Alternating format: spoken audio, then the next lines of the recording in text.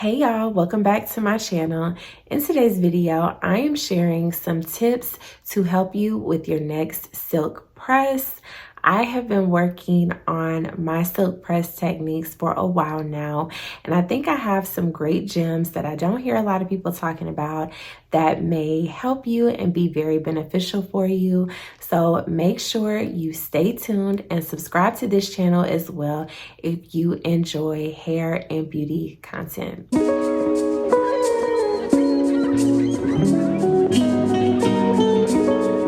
The first tip that I have for you ladies is to use a clarifying shampoo. Now, I know some people advise against clarifying shampoos, or some people advise for you to use moisturizing shampoos. But for a silk press, I personally feel like your hair should be as clean as possible. And that's why I say use a clarifying shampoo, because it's going to get rid of all that oil. It's going to get your scalp really clean, and it's just going to set your hair up to be the perfect base for your silk press. And when you are using this shampoo, also make sure you do a really good job of thoroughly cleaning your hair and scalp. This is so important, ladies, and this is a step that I used to skimp on all the time. And when I did, my hair would not turn out right. So what I mean by this is make sure, because I don't know about y'all, maybe it's my head shape, but make sure you get all this area up here. Make sure you do a good job of holding your head under the sink or under the shower or whatever, getting all this out right here, everything out under your kitchen. Make sure you rinse your conditioner out really good, because that can definitely impact how your silk press looks. If you leave globs and clumps of conditioner in your hair, what's going to happen is that is going to weigh your hair down, and it's going to prevent your hair from drying good when you go to do your blow dry. And it is going to impact the way your silk press looks and make your hair not look silky. It's going to look weighed down in that area, or your hair is not going to get fully dry. And then when you go to do your silk press, it's going to look right, but then in about an hour or so, it's going to puff back up because you still have product and buildup in that area. So make sure you do a thorough job of washing your hair really good and rinsing your hair after your shampoo and condition. The second tip that I have for you ladies in regards to getting the best silk press possible is to make sure you are deep conditioning your hair. Deep conditioning your hair has so many wonderful benefits. Some of the benefits include moisturizing your hair. It will make sure that your hair is prepped and ready for styling, and your hair will be less likely to break when you are blow drying or flat ironing your hair, because your hair is moisturized, and it'll be able to withstand the manipulation that you do when you go to blow dry or flat iron your hair, because that is putting some stress and tension on your hair. You want your hair to have the elasticity during that time, and what is going to give you that elasticity is moisture. So make sure you deep condition your hair. Another reason why deep conditioning is very important is because deep conditioning gives your hair back those added nutrients that it needs. And this is very important because when you do your silk press, if your hair is very damaged because you have not been taking care of it properly, you've been skipping your deep conditionings, or you just have not been doing it, your hair is not going to have that silky finish. It's not going to have that silky finish. It's not going to have that shine. It's not going to look smooth. Your hair is probably going to look dull. It's probably not going to have a lot of movement. And it's just not going to look right if you continue to skip your deep conditioners. So I would make sure to do your deep conditioning session every single week, and over time, you'll definitely see an improvement on the overall appearance of your hair. The third tip that I have for you ladies with your silk press and making sure that you get the best silk press possible is to blow dry your hair really well. This is a step that I also used to skimp on, and let me tell you, it is very, very important on how well you blow dry your hair. Not only is this important because it's going to lessen the amount of work that you have to do when you go into flat iron your hair, but if you do not blow dry your hair properly, like I mentioned previously, what's going to happen is you're going to do your silk press, but because your roots are not fully dry in about an hour or two, or even while you're doing your hair is going to puff up at the roots or not look as smooth as it possibly could have because you did not blow dry it properly. What I like to do when I blow dry my hair is I like to work in sections and do it that way because I'm working in smaller sections, so I'm getting my hair straighter because I'm concentrating on smaller areas of my hair. This is also being more gentle on my hair, so I'm not like ripping through large sections of hair and you know, causing damage to my hair. So that's how I like to blow dry my hair.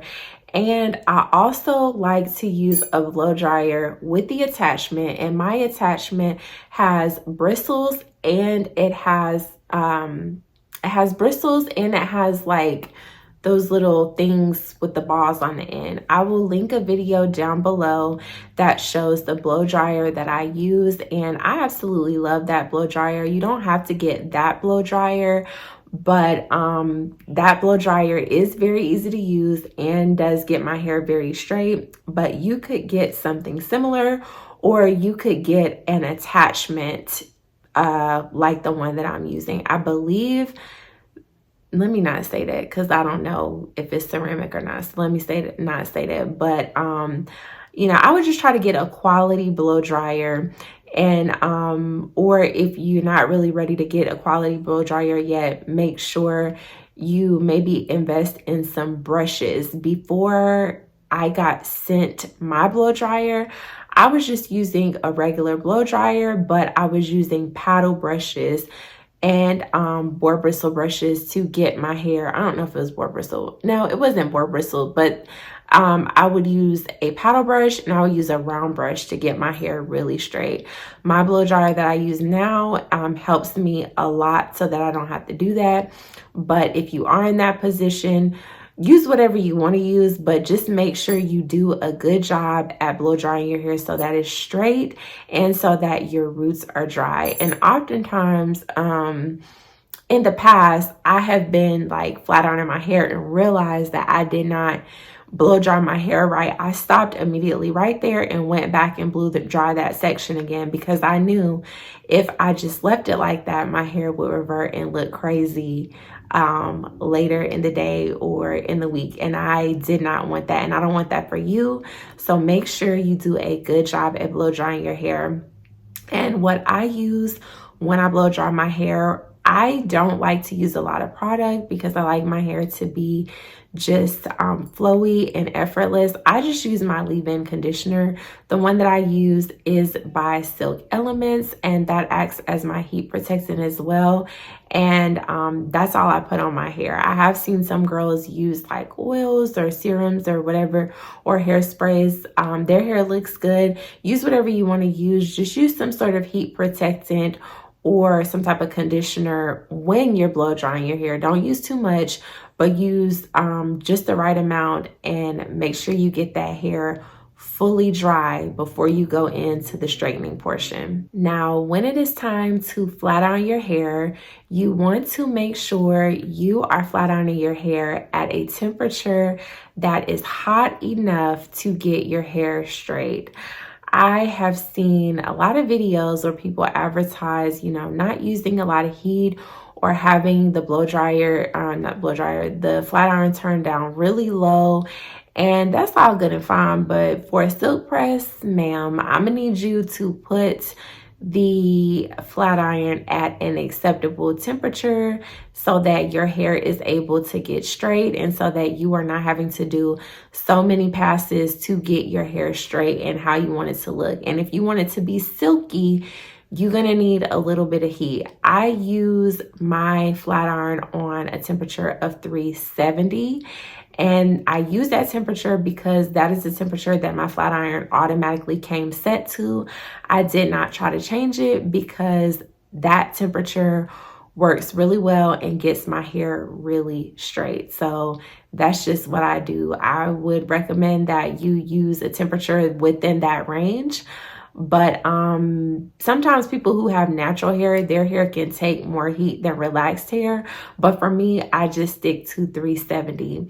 And another tip that I would give you when you are flat ironing your hair is to make sure you are doing this in small and thin sections. Okay, a lot of y'all's hair is not coming out silky because you're rushing through the process and your sections are too thick, and that's leaving behind a lot of texture. While the texture is beautiful and is going to give your hair more of a weighty look, like kind of like how my hair looks today, I got caught in the rain, but it's going to give you a more weighty and heavier look to your hair. It's not going to give you that silky look. So if you're really trying to have that silky look, you need to do smaller and thinner sections. And I do have a video showing you guys how I do my silk press.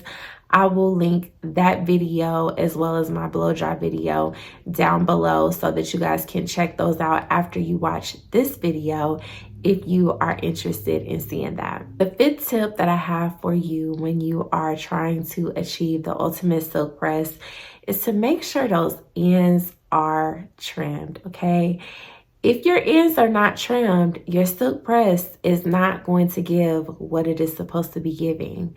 I'm sorry to break the news to you, but if you have an inch or more of hair that needs to go, your hair is going to look raggedy. It's not going to look like you went to the salon. It's not going to be giving, and I'm not going to like that for you. So I would make sure that you get your hair trimmed. You know, if it's been a minute since you got your hair trimmed, then immediately after you do these other tips, after you get your hair straight, go get a trim, okay? Go get a trim so that it can really be flowing and doing what it's supposed to do. Because if you have a bunch of ends and dead hair on the end of what's supposed to be silky, it's not going to be silky. It's going to look tangly. It's going to look dry. It's going to look frizzy on the end. It's just not going to look right. It's not going to look thick. It's not going to look full. It's just not what you want. Maybe you don't see it yet, but I don't want that for you. So if you want the silk presses like you be seeing on Instagram and TikTok and maybe even YouTube, you want your silk press to look more professional and more high end, then you really need to go ahead and let go of those ends and get those ends trimmed, because that dead weight, baby, that you're trying to hold on to is preventing you from living your best silk press life. So definitely go ahead and get rid of that. Those are my tips, ladies. If I left anything out or if you have any questions about anything as far as any products that I use, I'll also link a video showing the products that I use. But if you have any questions about anything, then leave them down below and I will be so happy to answer those for you. One more bonus tip that I'm going to go ahead and throw in, and I kind of touched on this when I was talking about the blow drying thing, but make sure you're not using products that are too heavy for your hair. Now, this may be kind of confusing to some of y'all because I do a hot oil treatment with coconut oil before I do my silk press. And I also use thick conditioners for the most part. And I use a lot of conditioner for the most part when I'm doing my hair, but I make sure to rinse those thoroughly out and those do not impact my style. What I mean by using lightweight products is more so the leave-in conditioner that you use.